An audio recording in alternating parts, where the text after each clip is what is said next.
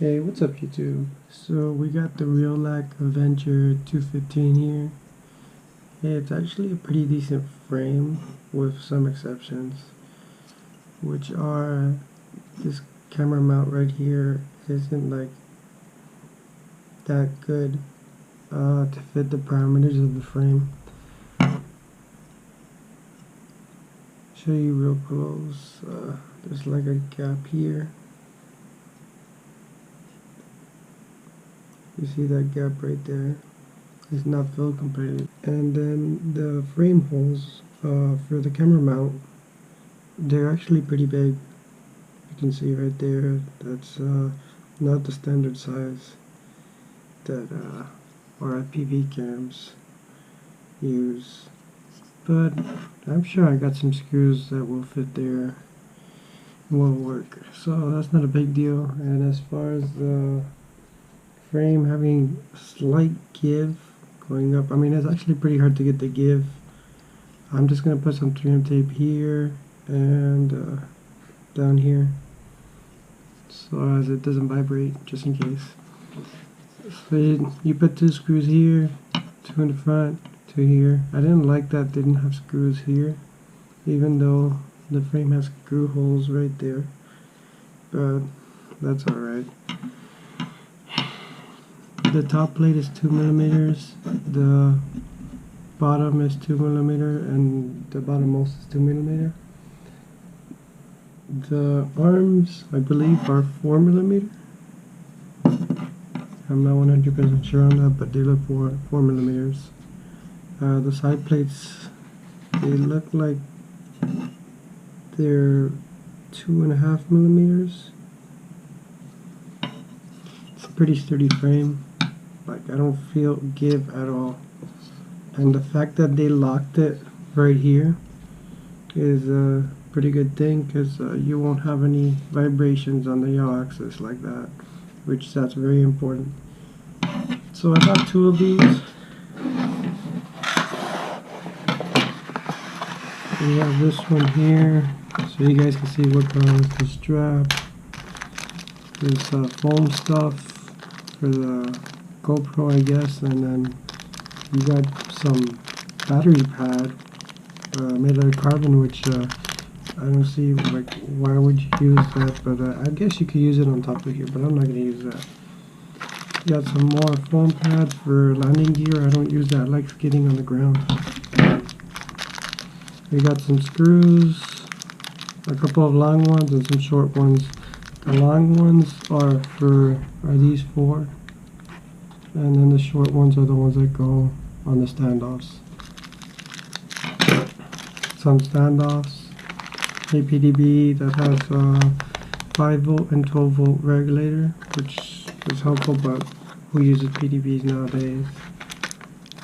Some more standoffs. And we got the actual standoffs for the frame. You get 6 of the small ones, and then 2 of the big ones. The big ones are for the camera mount, 1 here and then 1 down here. Now let's open this so you can see each individual piece.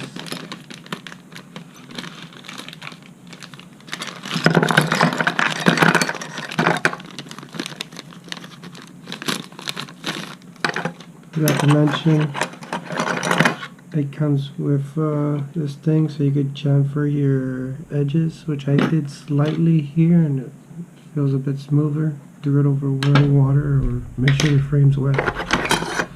So here are the arms. There's some carbon, as you can see, on the side of the arms. Usually news will just go like this and they'll be like, oh, there's not that much. They'll say there's no carbon, but most of these cheap frames come with carbon. I cleaned mine's. If I go like this, you see, hold on.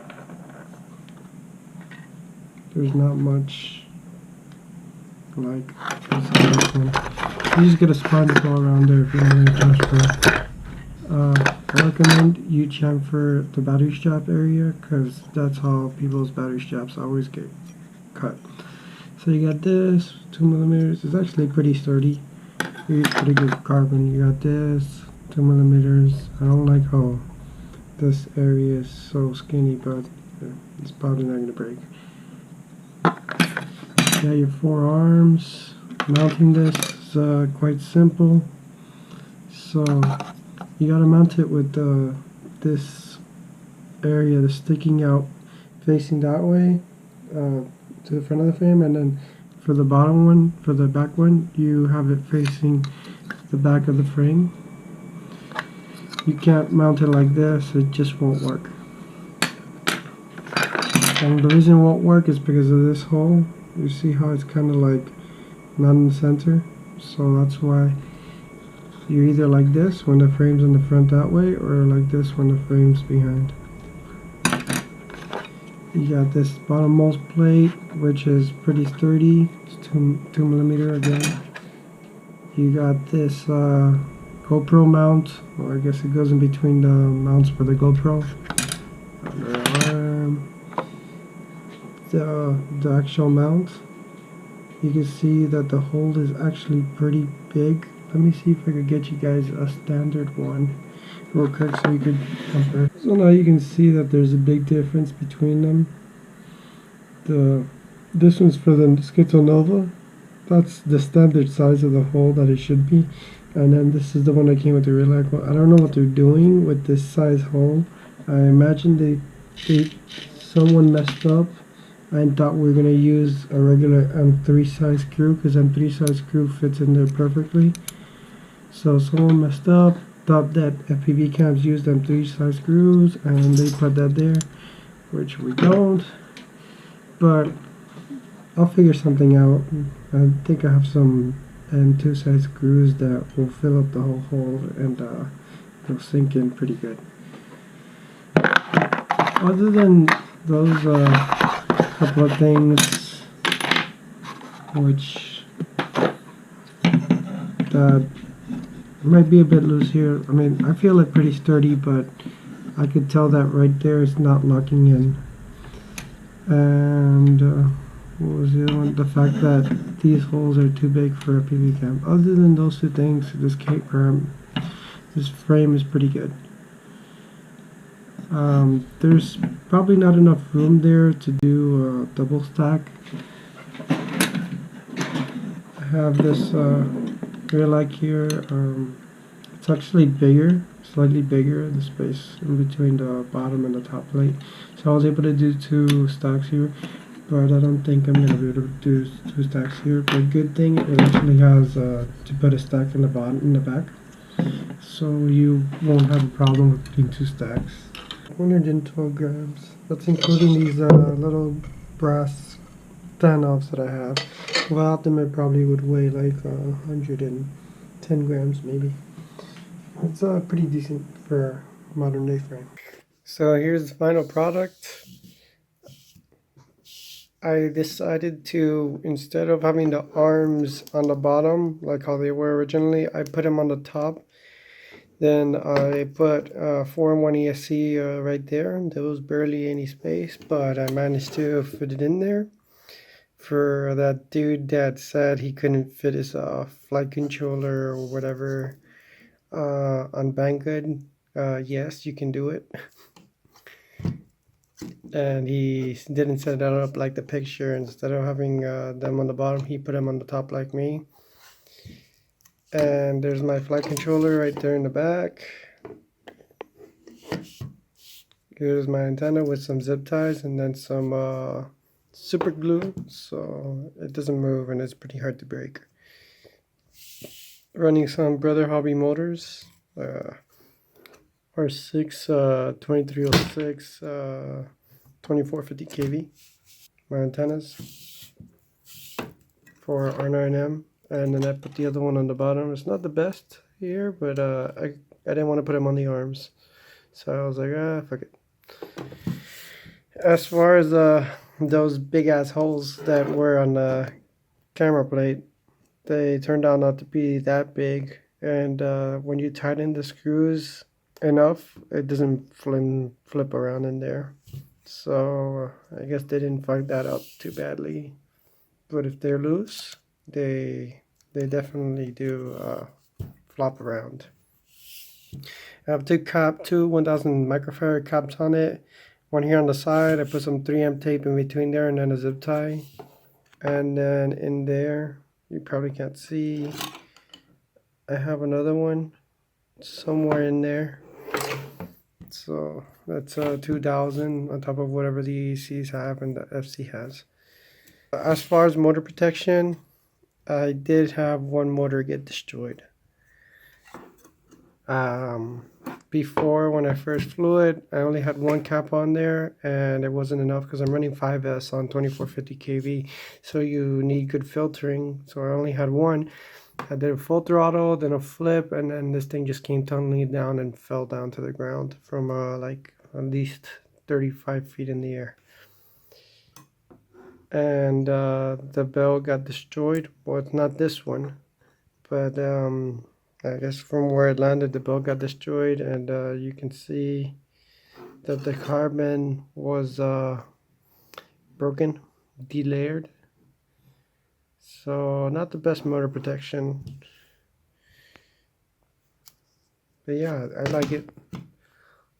There's just one thing I don't like. I'm trying to get rid of some noise from these motors because these motors got run over by a car once. I switched out the bearings, but I guess